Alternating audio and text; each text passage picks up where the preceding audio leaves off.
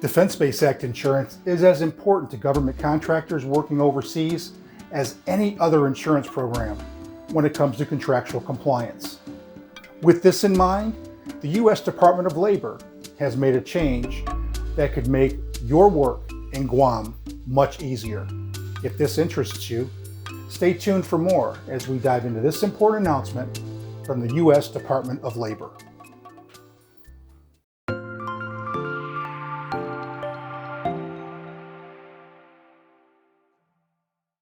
Hello, from the Government Contracting Desk of the Insurance Office of America. I'm Brian Smith. I have big news to share for government contractors working in Guam or considering work in Guam. You see, for many years, the U.S. Department of Labor has had a Defense Base Act waiver in place for Guam. However, as of May 6, 2020, this has changed. You see, the U.S. Department of Labor, under Antonio Rios, is the Acting Director of Longshore and Harbor Workers' Compensation. The conditions of their long-standing waiver on the Defense Base Act insurance for Guam have been changed for U.S. citizens, lawful residents of the U.S., or people hired in the United States. All of which are major changes. This is big news because we really don't see a lot of changes coming from the Department of Labor. And this one will make it much easier to obtain insurance for your teams while engaged in government contracts on the island of Guam. Guam is strategically important due to its location in the Pacific. So important that the United States Navy has decided to move fleet operations from Okinawa, Japan to Guam. A huge undertaking and one that will certainly interest government contractors from across the globe.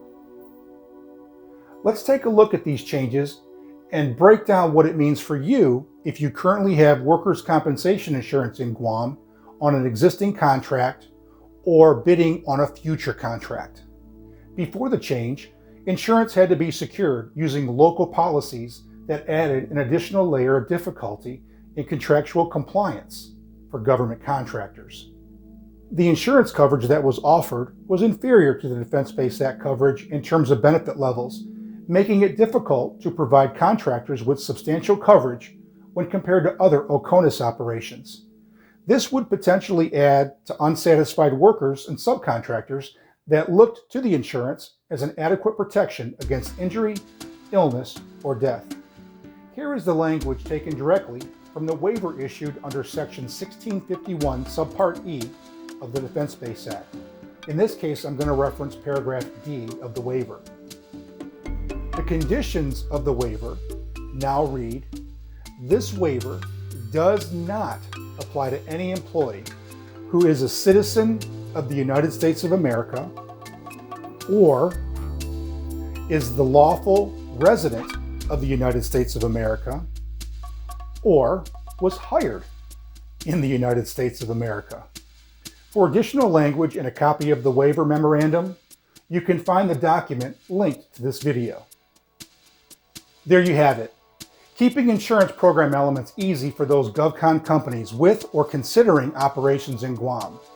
Now with the waiver language changed, you can provide comprehensive DBA insurance for your contractors without having to obtain a second workers' compensation program policy directly from Guam or a Guam insurance carrier. Additional questions? Let me know.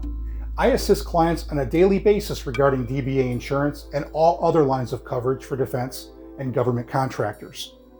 I hope you found this information beneficial and, more importantly, worth the time you spent watching this video. For the government contracting team with the Insurance Office of America, I'm Brian Smith. Thanks for watching.